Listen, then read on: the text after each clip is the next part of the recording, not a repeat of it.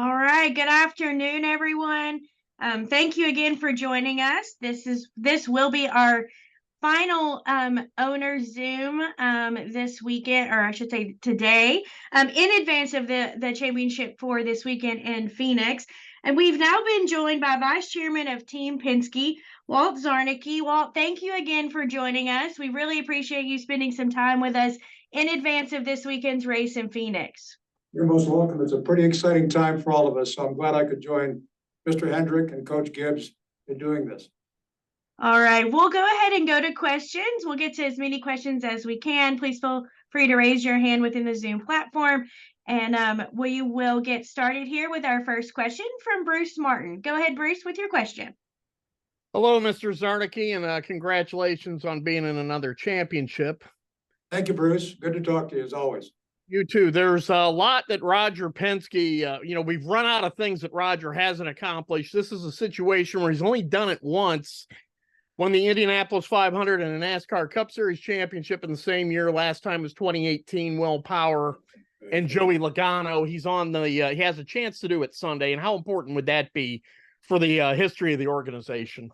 Well, it really would be another hallmark in the tradition of the company. Of course, last year Joey won the championship and Will Power won the IndyCar championship. So that was quite an achievement. So to do this, we didn't win the IndyCar championship, but the 500 is, as I said, quite an achievement. So this would be a big deal for sure.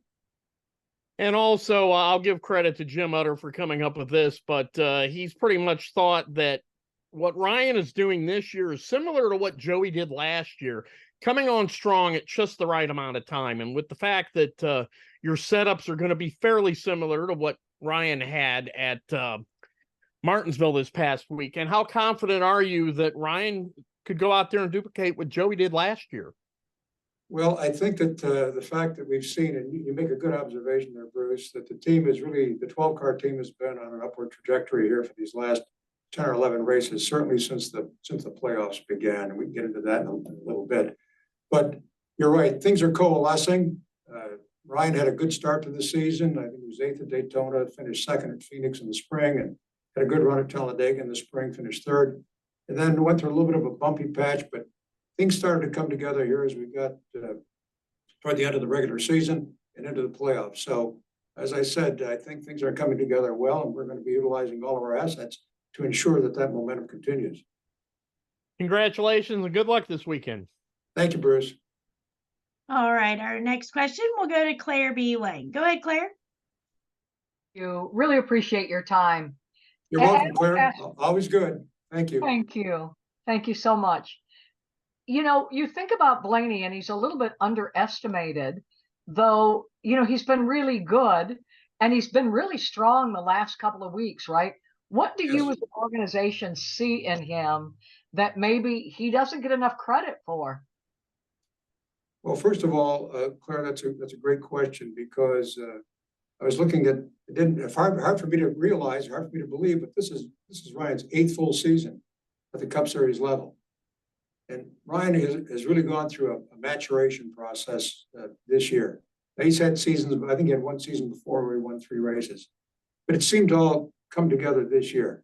He's been able to meld that 7 or 8 years of experience with a good team.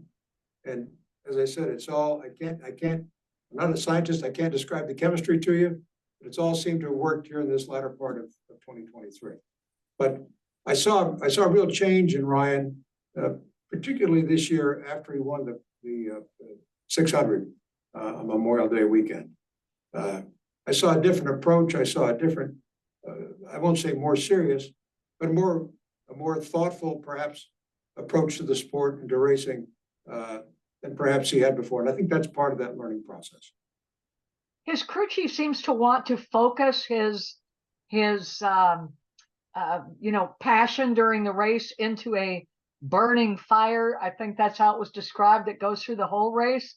Do you know what they're talking about? Can you address that as we look to the championship 4? Well, I've not heard that expression, but Jonathan Hassler, a great part of our organization, is a very intense person.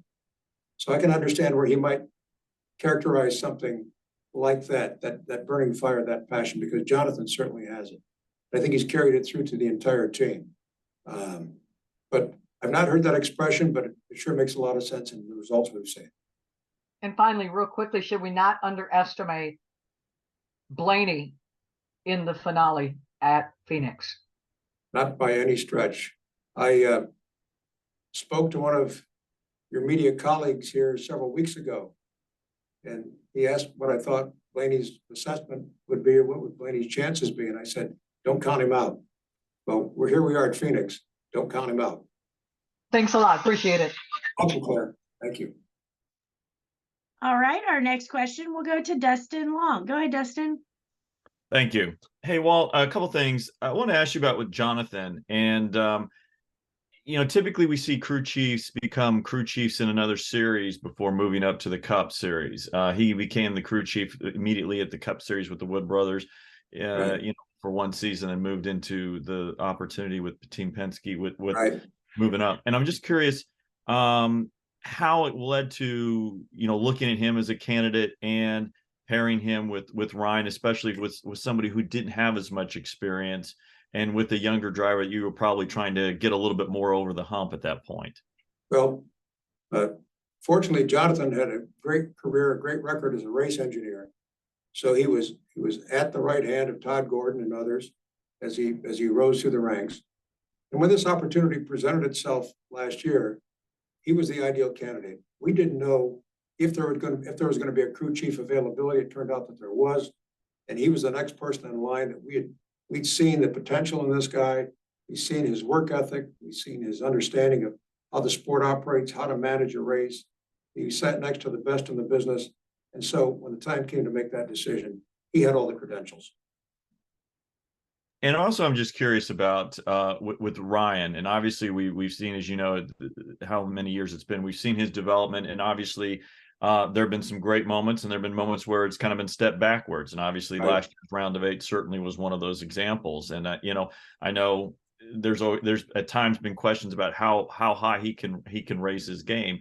How have you seen him grow and develop? I know you mentioned since the 600, but even in the last year or two, to where he's not at this point beating himself with mistakes, or not allowing certain things to happen, and putting together the races that you guys thought he could. He's still, first of all, he's a great racer. We know that, as I said. Perhaps it's genetic in his case, but I think it's more than that, certainly with his vast experience. But 2023, in my view, I use the term, it's been a growing up year in terms of his race management and understanding the patience that sometimes it takes to be successful in this sport.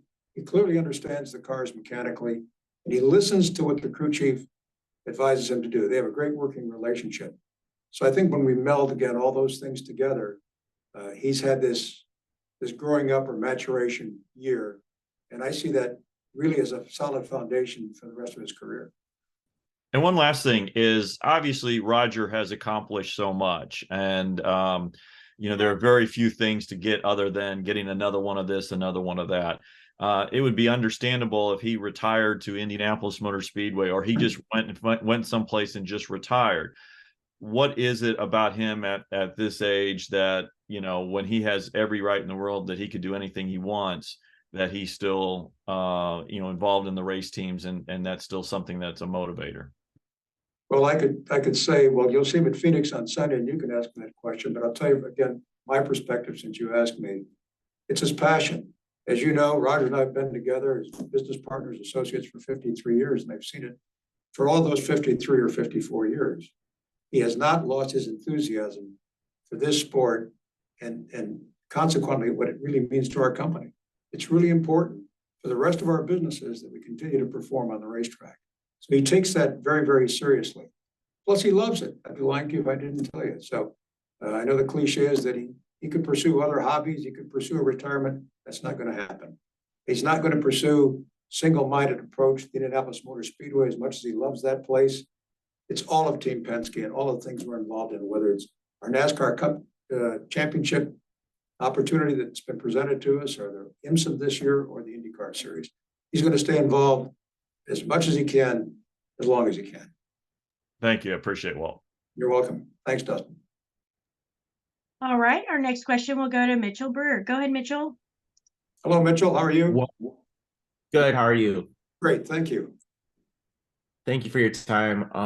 Just curious, with Team Penske's obviously been in this championship situation before with Brad and Joey, but with Ryan, this is somebody that the team has been involved with essentially since the beginning of his NASCAR career. What does it mean to you to have somebody that Penske has really kind of nourished as a homegrown talent finally make it to this championship stage? Well, it certainly means a lot, but I think you touch on an important point because this is a championship. While we're focusing on Ryan and he's getting all the accolades that he justly deserves, Jonathan has from that 12-car team, but it's an entire team effort. And I said to someone just the other day, if we have this opportunity, which now we do, we're going to marshal all the resources of the team, all the people, all of our technical knowledge. I was on a phone call with the drivers and the crew chiefs just yesterday, beginning the strategizing of our plan for Phoenix. So it'll be the culmination of everybody's efforts this year. Ryan will be the tip of the spear, so to speak, but it'll be a Team Penske effort. And as you said, Thank you. He's homegrown, but when you think about it, Joey and Brad were to some extent, although neither of them started their careers with us. They spent the majority of their years with us. So in every event we've given, any event, we've given each of those men an opportunity to perform and give them the resources and the assets to do that with. Thank you. Welcome. All right. Our next question will go to Kelly Crandall. Go ahead, Kelly. Hi, Kelly. Hi, Walt. How are you? I'm doing great. Thank you. You mentioned it a minute ago. This is Ryan's 8th full season. We've seen him in the round of 8 before, and it had always been kind of his ceiling, and he's talked about that. He couldn't get over that hump. Yeah. How big of a deal or just how important was it for all of you that he has now taken this next step and finally broken through to at least get to Phoenix with a shot? I think you used the operative term there, breakthrough. Clearly a breakthrough. It's given him the self-confidence. I looked at something the other day that said that, and I think he's been in the final 8 here 4 times previously, but he never entered the last elimination race above the cut line. That happened this year. That was part of that confidence building. Of course, to win at Martinsville really put him over the top. I had several people comment to me about his demeanor after the race, in the interviews, on the stage, and the rest. Someone said, he looks like a champion. And he really did. Along those same lines, do you think, I think you just said there about confidence for him. Do you think that this is a good next step in the sense of when he was teammates with Joey and Brad, we saw them compete for championships multiple times, as we just talked about, where Ryan, again, kind of hit that ceiling. Do you think this would be a good next step for him to feel like, okay, I am officially a leader here. I am a Team Penske championship caliber driver, which I'm sure he's always thought that, right. But it's probably different now that he's got it on his resume to back up. Yeah, he's paid his dues. And if he wins this championship on Sunday, he will have paid his dues with a flourish. Joey being the senior person, Joey still is a great source of stability, information, and assurance to both Austin and Ryan. He's been a great aid to both of them. But I think you're right. If he wins this championship on Sunday, even if he doesn't, the fact that he's gotten to this point is really important for his future. Thank you all. Welcome. All right. Our next question will go to Bob Puckers. Go ahead, Bob. Hello, Bob. Hey, Walt. What do you think? Maybe you can give us some insight from the meeting the other day.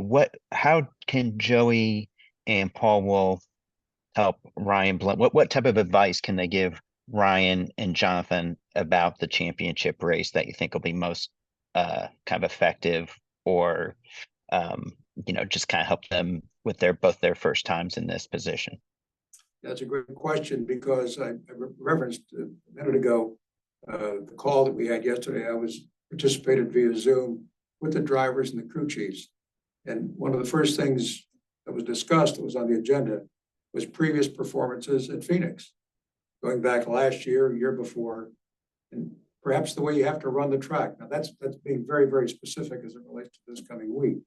But Joey offered up and Paul offered up some I won't say techniques, but advice on how he might consider doing it. Now, the fact that he's run very well there in the last couple of years, notwithstanding, he listened, he questioned, and they were able to provide that information that he looked for, and they volunteered it, by the way. It really made me feel good again, because it made me feel that this truly is a team effort going into this weekend, just like Joey's was last year, as a matter of fact. I was looking at Ryan's performance at Phoenix last year at this race, and he had a very strong car. I think he led over 100 laps in that race, but he helped push Joey as well. So it wouldn't surprise me to see that, you know, Joey's going to raise the bar a little bit. Maybe Austin will too. That's not saying that Kyle and William and Christopher aren't going to do that. He's going to have have that kind of competition. But I think his teammates are going to help him there as well. They're going to push him. There's some people who think that Ryan could have won that race last year, but didn't want to, but wouldn't dare go get anywhere close to Joey with what Joey had at stake. Yeah, we'll never know. That was last year. Thank you. You're welcome. All right, Walt, thank you so much for your time. We really welcome. appreciate it. Best of luck this weekend in Phoenix. I appreciate it. And I thank everybody for their time and everything they do for the sport. Thank you, Amanda. All right. Big thank you to all the media who joined us as well. We look forward to seeing most of you on Thursday in Phoenix. If you need anything between now and then, please let us know. Safe travels, everybody. Great. See you in Phoenix. Bye.